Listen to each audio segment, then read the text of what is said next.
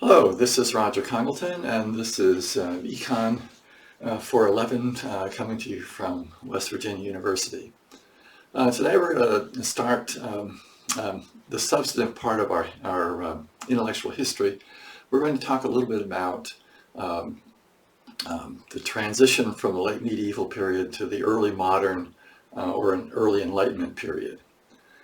And we're going to start by talking about some Greek and English theologians, or if not theologians, at least people who were active in the church and had careers that affected religious doctrines in this period.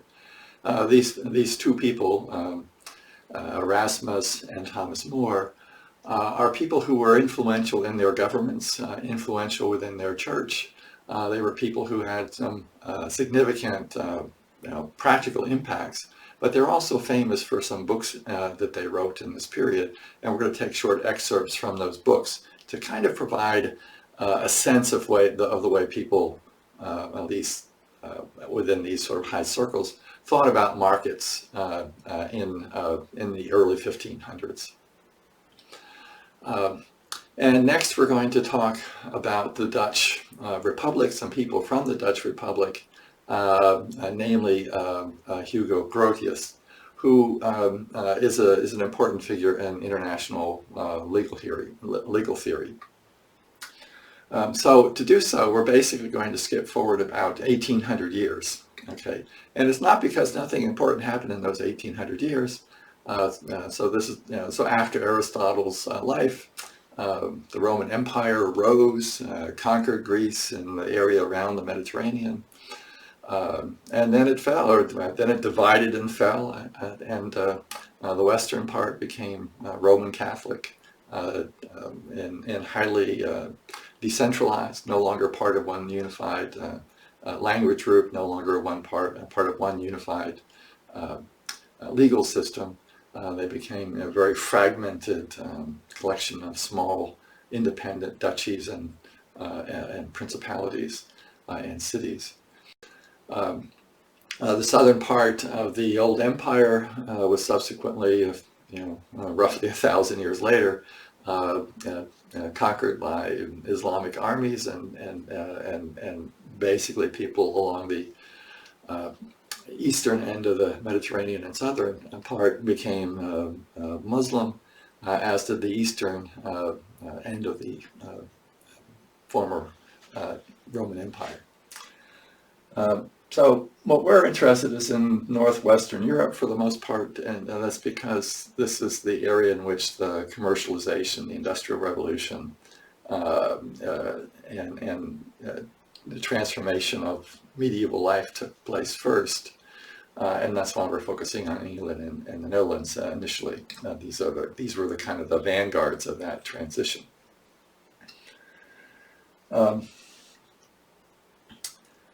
And so in terms of the people we'll look at, you'll see that neither Erasmus nor Thomas More had very high opinions of markets.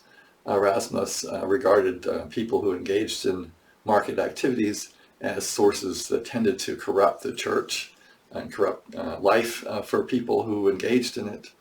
And you'll see that Thomas More, who wrote a famous book called Utopia, imagines that the ideal society is a more or less self-sufficient community that doesn't really use markets for anything. Okay, it's a kind of an idealized university setting or idealized monastery, governed by nice people who try to minimize the necessary labor used to sustain life.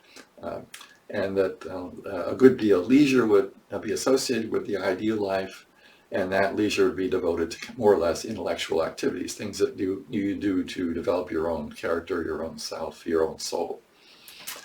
And we'll see that in the big jump from that period to the early 1600s, about roughly a century later, at least in the Netherlands, there was this really major shift in the way people thought about markets. And Grotius, for example, will be a proponent of international free trade.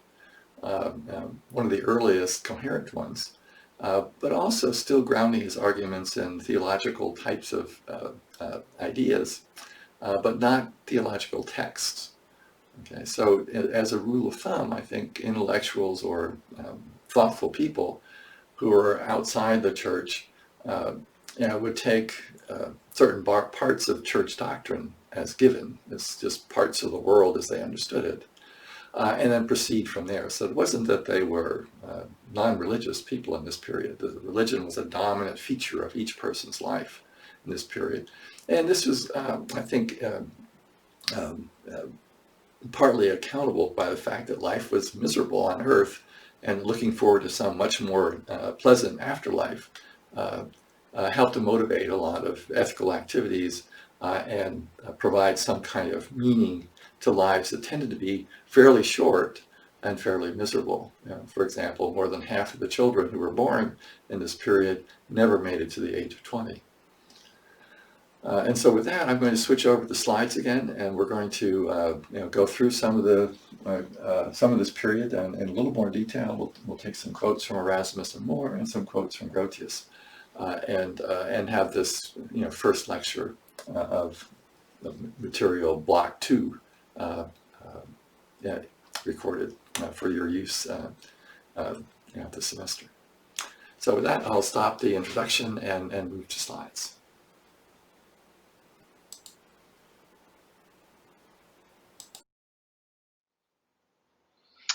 So today we're going to be talking about this transition from the what might be called the Renaissance or late medieval period to the early Enlightenment.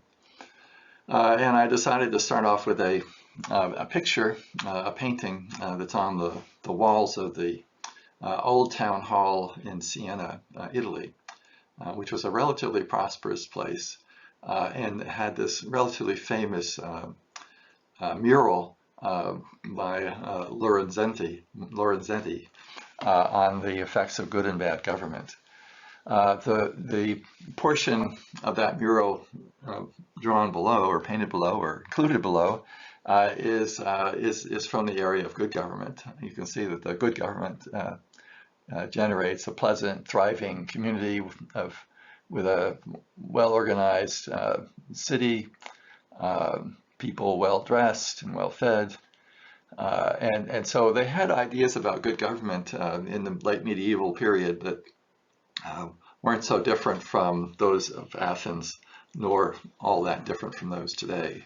And a good government makes it possible for people to have a good life. The town itself is of some interest. You can see that it's, at least the painting emphasizes rather less extravagant buildings than the paintings of Athens. It's a more practical, more densely populated town, I suppose, in a way, with multi-story buildings, often wood covered with mud and plaster and paint, but some of them stone or brick, and fairly close together. And if any of you have traveled in Europe, you would know that these old medieval towns still exist. Siena today looks a lot like it did in this period, at least the old part of the town or the city. And it's quite interesting to walk around and see some of these old buildings and imagine how people lived. And this picture does not seem so this picture seems like a fairly realistic image of the way life was during good periods in Siena. So, as I said in the introduction, a lot happened between 340 BC and 1500 AD, and we're basically going to skip it all. Okay, so for the purposes of this course, that history is not important, because what we're interested really is the takeoff, the great acceleration that took place in the 19th century. And we're basically going to be arguing that was the consequence of changes in ideas about the good life and good society that emerged in the period after 1500 AD. We will not be claiming that the society that emerged in 1900 was totally new, that commerce had never been the center of life for anyone. before that, but we will be arguing that before 1900, it was rarely, if ever, the case that commerce would be the center of life for most people living in a community, and that markets would be so interconnected within a country, region, or even around the world, as it was at that time. It's not that international trade didn't take place in earlier times. It's not that some market activities didn't take place throughout a region or country or duchy, but these activities became much more the center of life in the period we're focused on than they had ever been before, for far more people than they had ever been before, than it had ever been before. So in Western Europe in 1500, there was a type of life, pattern of society that had been fairly stable for several hundred years. And basically these were grounded in family governance. So a particular family would, in a sense, own the government, and it would be passed on to children, normally the oldest male child in the family, but not always. Sometimes it would go to the oldest woman in the family, or brothers and cousins and things of this sort, when there were not appropriate children to pass it on to. They were also joined through marriages, much like property would be joined in a family when two people marry today. But at this time, it came with the right to govern, and the territory was, in a sense, that of this most important, most powerful family in the region. In addition, in Western Europe, this type of structure was reinforced by, to some extent, the Roman Catholic Church, which was a centralized church, arguably started in the last century of the Roman Empire, and which caused Latin to be the common language throughout Western Europe, even though it was not the local language in any case. It was, however, the language of people who were literate, and church ceremonies were conducted in Latin, even if the locals did not fully understand Latin and didn't know exactly what was going on. And this was true in the Roman Catholic Church right into the 20th century. Somewhere around the middle of the century, they started to switch over and use the local dialects, they use the local languages instead of Latin for services. But Latin still remains an important part of the church traditions. And there are other aspects of European life in which those Latin traditions remain somewhat important. For example, at Cambridge and Oxford, before high table dinners, they say grace in Latin, even though Latin hasn't been an important part of the English church tradition for several hundred years. Generally speaking, there was commerce in cities and towns, but most people lived in the countryside, worked on farms. Often they were employees or serfs for noble families or aristocrats, and the farms themselves were largely self-sufficient, so that there wasn't much trade except at the margin to get a few luxuries or a few odds and ends that couldn't be produced on the farm. Life was, to a significant degree, centered around the church for most people, and prospects for an afterlife, in part because life was hard and short. Most children died before the age of maturity, and many women died in childbirth. There were no antibiotics, no vaccines, no indoor plumbing or central heating. Yet life went on much as it had for centuries, and was not entirely miserable, although there was certainly a significant degree of misery, in at least from modern perspectives, in the lives that many people or most people led. A series of major changes were about to end the medieval order and place Western Europe on a new social and economic trajectory, beginning around 1500. So this century between 1500 and 1600 is an important one for European history, because of this shift in ideas about how the universe was organized, and what the best way of gaining the divine being's support tended to be. And and also just the nature of the universe in a sense. So it was in this period that people began to believe that the sun did not rotate around the Earth, but rather the Earth around the sun, as Copernicus in his idea of the heliocentric, sun-centered universe or solar system emerged and became the one most believed by literate persons. But of course, none of these, and then the New World had been discovered. They had to rethink geography and the types of people that populated the Earth and the size of the Earth. And there was a new government that emerged in the Netherlands about this time. It was a republic rather than a family-based system of governance. There were some family-based elements in this Dutch Republic's government, but it was not as connected to family as governments had been before, and didn't have a king. There was no person who, in a sense, controlled the entire governance of the area. It was a highly decentralized republic with a lot of toleration for different religious views and a great openness to trade and innovation. And we'll come to that later. So to begin with, we're going to take a look at a man remembered mostly by this name, Erasmus, author of a book called The Praise of Folly, which is not much read anymore, but is still read a bit and was fairly widely read during his lifetime. And this quote used to summarize the medieval perspective on markets.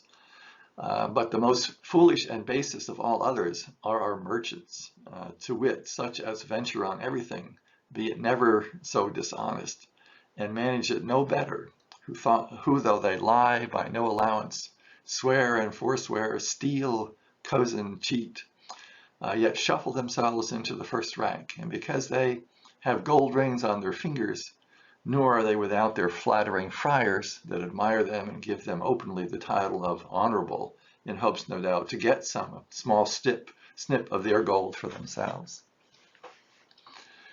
So this little quote suggests that the typical merchant is a dishonest fellow or woman, that their only interest is in money, and that they will do whatever it takes to get it. They will promise things they don't deliver. They will steal. They will try to ingratiate themselves with people, and they will cheat on every contract that they can. And through this method, they acquire enough wealth to move themselves into the highest class, the upper class in their societies. These medieval societies were very class-oriented, with a first tier of people who were nobles, kings, and aristocrats, members of the same noble families, generally speaking, and relatively wealthy merchants who were also often members of these noble families. And below that, there was this enormous supermajority of what you might think of as peasants as a first approximation. People who were managing just barely to get by and often worked for these elite families as servants or farm hands, and occasionally somewhat more educated advisors for them. And the church at this time was, as I said earlier, an important part of life, and the friars would be people who lived in monasteries, came out to attend to people who were members of their church, which basically included everyone, and gave especially significant attention to people of wealth, in the hope that the wealthy people would leave their wealth to the church or make large donations to the church, help build the new cathedral, for example. Many of these cathedrals, by the standards of their day, were miracles of engineering and architecture, and very expensive to build, and took dozens and dozens of years to be constructed, often over a century to be fully constructed. So if we shift forward to another man who was well known in this period, a lawyer by training, author of Utopia, a member of the English Parliament, a diplomat, advisor to Henry VIII, author of a book called Utopia, which is still read in high schools and colleges today. I read it, or it was assigned reading, I think in high school when I was a student, but certainly if it wasn't there, it was in a college political science course of some kind. And I've asked students before, and it's still read today, but not as frequently as when I was going to school some years ago. Utopia, as the title implies, attempts to characterize an ideal community. And this community turns out to resemble an idealized self-sufficient monastery or university, which provides itself with the necessities of life and releases as much time as possible for contemplation and other intellectual activities. There's no trade, no money, no compensation for labor inside More's ideal community. It's run by benevolent groups of utopian elders, wise men, referred to as magistrates. So here's some quotes from Utopia to give you a sense of this environment. I have to say it's an environment that many academics would regard as familiar today. There is not that much market activity on college campuses. College campuses are run by administrators for the most part. And of course, they're largely devoted to contemplation and intellectual activities. So as a model of what More seems to have in mind, the modern university is not too far from what he characterized. But I think for his time, it might well have been closer to an idealized monastery, and in which the aims of life would be more religious than secular, in the sense that we use that term today. So the magistrates never engaged the people in unnecessary labor, since the chief end of the constitution, as of their city, is to regulate labor by the necessities of the public and to allow the people as much time as necessary for the improvement of their minds, in which they think the happiness of life consists. So notice that this view of happiness is not all that far from Aristotle's, right? In Aristotle's view, it's an intellectual activity, basically, although there are practical aspects of it in his view, which seem to be absent in Utopia. Every city is divided into 4 equal parts. In the middle of each, there is a marketplace. What is brought thither and manufactured by the several families is carried from thence to houses appointed for that purpose, in which all things of a sort are laid out by themselves, and thither every father goes and takes whatever he or his family stand in need of, without either paying for it or leaving anything in exchange. So these are not true markets, right? There is no buying of things in these markets. These are more like warehouses where things are accumulated and people come and just take what they need. Now, if you think about that, that requires a certain kind of person to operate. And so people in this community have to have internalized norms, internalized rules of conduct that are aligned very closely with the aims of this community. That is, they have to also believe that, that they only need or want the necessities of life, and they only take what is actually needed for their families and nothing more. And moreover, when they engage in manufacturing, they're not going to be paid. Right? When they go out and work in the fields, they're not going to be paid.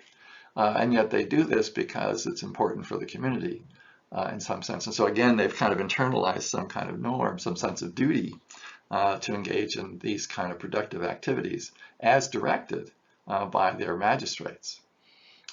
Remember, the magistrates are regulating labor, assigning people to tasks. So in a sense, it's a kind of centrally planned community, but I think that aspect of the community is less important than the fact that there are not markets, that this is a need-based society, and that it, in More's opinion, it's possible to generate what's the necessities, food, water, shelter, clothing, fairly easily with a relatively small fraction of time devoted to producing such things, and the rest devoted to improving one's kind of mind. It is important to recognize that that all these norms are in a sense unnatural. I mean, if you went around and looked at the way, for example, students on the university campus operate, there is a certain intellectual subset and also an intellectual part of life that everyone engages in. But the idea that no one cares for material comforts or decoration, ostentation or status, and just very passively agrees to do whatever they're directed to do, is not really very commonplace. And this is done in Utopia without obvious rewards, such as grades would be, for example, in a modern university environment. If you shift to the town itself, it's clear that people are interested in more than the basic necessities of life and devote a lot of energy to acquiring it. And if those aspirations are, parts of human nature, it would be difficult to have a community of folks with the internalized norms imagined by More. But nonetheless, this is his perception of the ideal. And it's not, again, this perception of the ideal is still with us today, both because his work is still read, but I think it's also because a lot of academics regard the academic life to be ideal in some sense. Okay, so if we take More and Erasmus together, you can see that markets are not supposed to be the center of life. For people for whom it is the center of life, they are, as in Aristotle's assessment of careers, people who are overly focused on money, obsessed by it in a way that's not good for their soul, not good for their characters, not good for their prospects for an afterlife. And that these temptations tend to corrupt lives and corrupt people in the church, even people who have taken vows to focus entirely on what's truly important, which is religious duties. And that in the utopian world of More, there are no true markets. There is no exchange process. People have duties that they undertake, and they follow them diligently, indeed almost religiously, so that the necessities of life can be provided for everyone in the community, as would have been true within a monastery, for example. So from these perspectives, the ideal life and the ideal society has little or nothing to do with commerce. And as you might expect, markets in this period were not very extensive. People outside of cities were not much involved in activities in the pursuit of money or gains from trade, did not participate much in long networks of exchange. There was less specialization. The tasks done at the farm level were done by everyone there, and the farms and villages in the countryside were largely self-sufficient and not closely connected to the rest of the world through trading networks. And again, naturally, as a consequence, the bulk of people lived lives fairly close to subsistence. More or less when people say hand to mouth, this is literally the case in the societies of medieval Europe for most of the people who lived there. Okay, well, in the 1600s, in the 17th century, there was a series of events that really disrupted that worldview, right? So a worldview that had generated a really quite stable society, an equilibrium society, if you want, for on the order of 1,000 years since the collapse of the Roman Empire in Western Europe. And so this period of the 1500s was a period of what historians sometimes refer to as revolutions, and I would I don't mind using the word, but I tend to want to reserve the word revolution for a military one, rather than great cultural shifts. But I don't mind using that term for such shifts. And in this case, there were really enormous shifts. The Earth's place in the universe changed. The size of the Earth changed.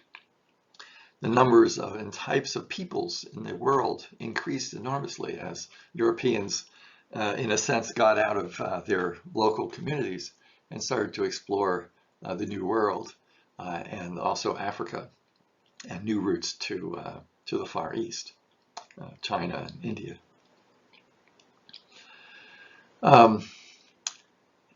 The Protestant movement emerged in Europe, Western Europe, somewhat concentrated in the north.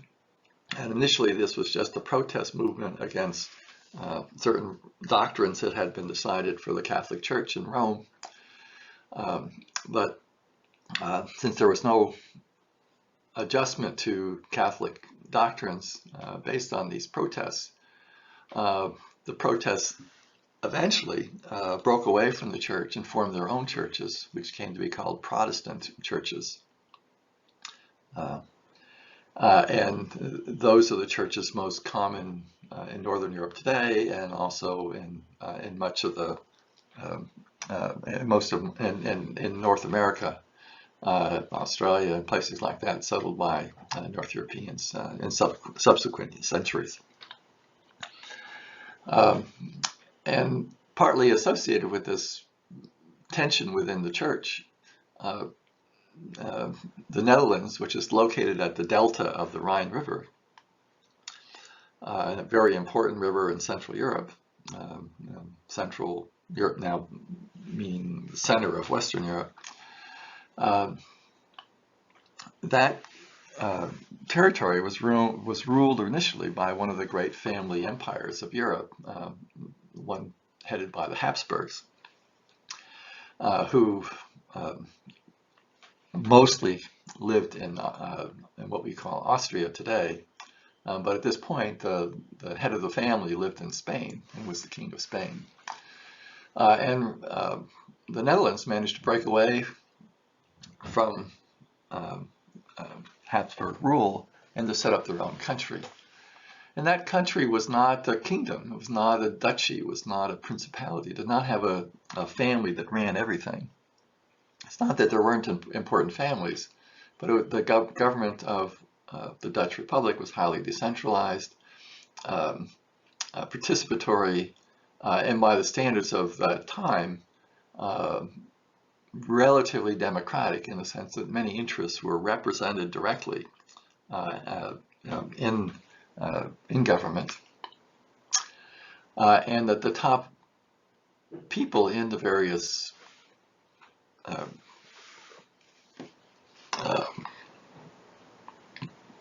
member states, or I guess you could call it, of the Dutch Confederation, were not always from noble families. They're often merchants and often elected by somewhat limited suffrage, but still they were elected. And so this, the success of this new country, which attracted Protestant immigrants from all over Europe, and became a center of commerce, and by many accounts the richest place on the planet at that time. That success indicated that, that there was a sense in which the divine being did not bless this medieval order with its family-dominated system of government, which could have been argued in an obvious way and with clear evidence for the previous 1,000 years. And so even the ideas about what the proper role of or type of organization of governance should look like, those ideas about governance also began to change, partly because of the experience of the Netherlands and their success. So Grotius is writing in the early days of the Republic. It depends on how you count the early days, I suppose, but basically you could argue that it was within about 30 years of the founding of the Republic. And he was trained as a lawyer, was a scholar, a bright person, but a commoner, not a member of a noble family. He was successful within Dutch politics of his day, becoming an important legal official in Holland, which was the most important of the member states of the Confederation. The mayor of Rotterdam, which is another important city in the Netherlands, possibly the second most important at that time, as it is today. And subsequently, oddly enough, the Swedish ambassador to France. Grotius's books were less widely read than those of Erasmus and More during his lifetime, but they were also influential and remain read today, especially for people who are interested in international law.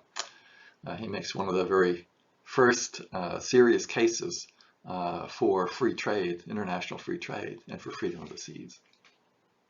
So we're going to take some quotes from Grotius's book and see how they are radically different from ideas expressed by More and Erasmus, indicating or supporting the claim that there was a significant cultural shift in the Netherlands, at least, during the 1500s.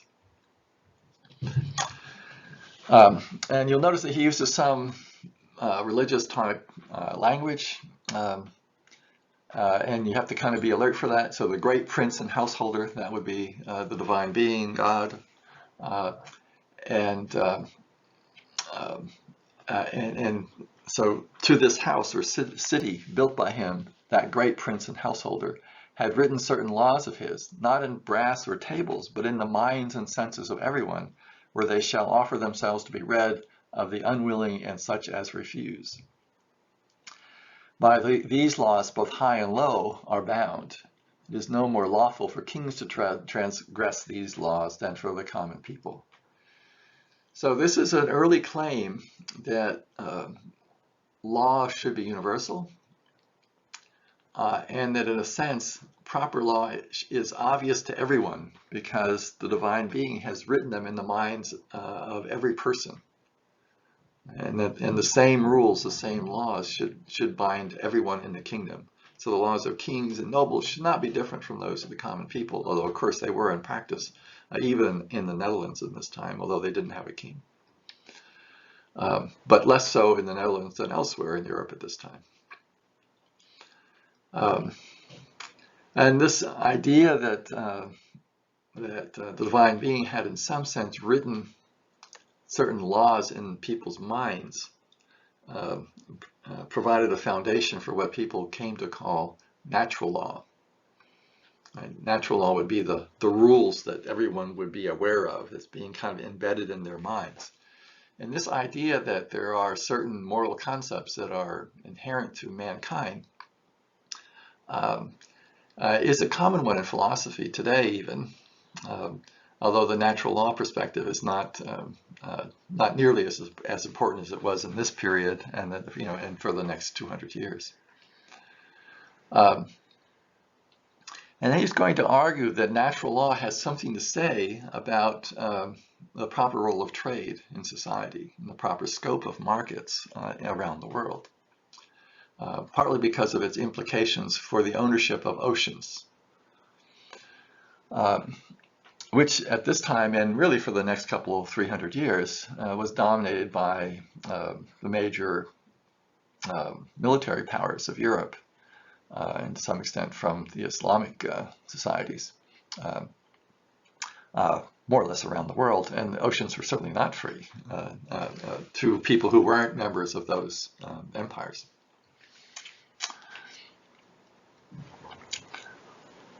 But as in man himself, there are some things which are common with all, and others, some whereby everyone is to be distinguished from others. So of these things which nature had brought forth for the use of man, she would that some of them should remain common, and others, through everyone's labor and industry, become proper private. So notice that this idea is not too far from Aristotle's idea that there are certain things that are obviously to be held in common as common property, and other things which are best held as private property. In this case, it is being argued not that such a division is a product of human design, but of divine intention, that that's the way it should be. Okay, and also that laws were set down for both, that all surely might use common things without the damage of all or others, and for the rest, every man contented with his portion should abstain from another's. So you should respect other people's private claims on goods and services and land. If no one can be ignorant of these things unless he ceases to be a man. So in this case, again, because of these laws written in the back of your head, you know that these things are right and true. And the only way you could not know these things, whereas if you were no longer a human being. He goes on to argue, the sea therefore is in the number of those things which are not in merchandise and trading, that is to say, which cannot be made proper, cannot be made private. Whence it follows, if we speak properly, no part of the sea can be incorporated into the territory of any people. Right? It cannot be privatized or claimed by any king or any government. Right? So that the sea has to be held in common, the oceans. And if you accept that conclusion, thus it is lawful for any nation to go to any other and to trade with it using the ocean. And that's because the ocean is common property and everyone gets to use common property, and to use it for trade or for any other purpose is fine. As long as, I suppose, you aren't somehow using it to intervene or take property from others or harm their persons. God himself speaks of this in nature, seeing he will not have all those things whereof the life of man stands in need, to be sufficiently ministered by nature in all places, and also granted some nations to excel in other arts, and excel others in arts. To what ends are these things, but that he would maintain human friendship by their mutual wants and plenty. So this is, of course, a translation from Latin. It may well read better in Latin, so I'll do a little translating here. So he argues that God favors a market exchange, favors trade. Otherwise, he wouldn't have distributed nature's bounty around the planet in an uneven way, and it would be possible for everybody, anybody, any place to live comfortably on what was locally available. You wouldn't need to get anything from a foreign place or even from outside your own village. Everything you need would be there. There would be iron and gold and silver and fertile land and pleasant growing season and so forth everywhere. Okay, but that's not the case. It's easy and obvious to anyone that that the distribution of these things varies around the world, and also that some places are better at producing some things than others. And that could only be true if you believed in divine control of the universe. If God wanted you to trade, right, to move things from one place in the world to another in a way that benefited everyone. And moreover, he argues, this is an early argument on this point, that trade tends to maintain or support human friendship. These networks of reciprocity that emerge in markets are beneficial ones for mankind. And so that must also be an intent of the divine being. That idea will turn up again in Kant, by the way, and this idea of the natural law, that is in the minds of everyone, will show up in John Locke, who we'll get to in the next lecture. So this reasoning can be divided up into 8 steps. Okay, so it's not a kind of one-step kind of argument. Knowledge of natural law, essential rights, and rules of conduct is an essential feature of human nature, written in the minds and senses of everyone. those laws, natural laws, apply to all, to rulers as well as to the people ruled. Natural law specifies that some things should be held in common and others in private. The sea, for example, is common to all because it cannot be possessed. Right? Water just runs through your fingers. Free passage over the seas and international trade is lawful, ethical under natural law. Indeed, that trade is intended by the divine. That trade is intended by the divine is implied by the unequal distribution of raw materials and talent in and among societies. Thus, no nation should interfere with it. Moreover, trade is a source of amity, of friendship, and among all mankind, or all humankind. Note the sharp contrast between More's Utopia and Grotius with respect to commerce. In More's Utopia, trade is to be minimized. In Grotius's conception of a good society, it should be maximized, or certainly an important part of life in society.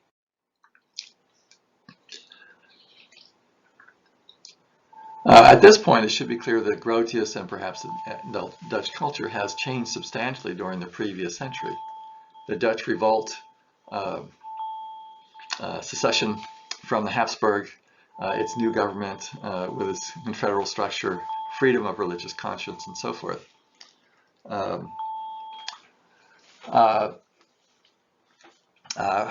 further evidence that such cultural changes have taken place in the intervening years. And at this point, I'm going to stop today's lecture because I don't like the mini lectures to run more than about 40 minutes. I actually prefer them to be a bit shorter so that they're truly mini. And I think we're up to around 45 for today's lecture, which is, I think, going to be typical for this block of material, part one of the course. Next time, we'll continue with short overviews of a later Dutch writer, Peter de la Court, and two English theologians. And then move on to a secular philosopher, or at least a mostly secular philosopher, John Locke. And so that's all for today's material. I hope you found it of interest. And you can see that, that there is some evidence of this cultural shift that I mentioned, this shift in norms, this shift in ideas about the role of commerce in a good society and in a good life that's already taking place in the first 100 years. And this trend is going to continue throughout the rest of the material we cover in part one of the course. And so be alert for that. That in a sense is the main reason to go through this material. The secondary reason is to allow you to kind of see different perspectives, different ways of reasoning about markets and ethics, and how those arguments have changed over the years and became, in a sense, more narrow, more rational, more like Newtonian physics, grounded in a few principles, rather than many principles, as in Aristotle's approach, and those that we're seeing today and also in the next lecture. So with that, I'll stop and let you turn back to other things. And I'll see you next time.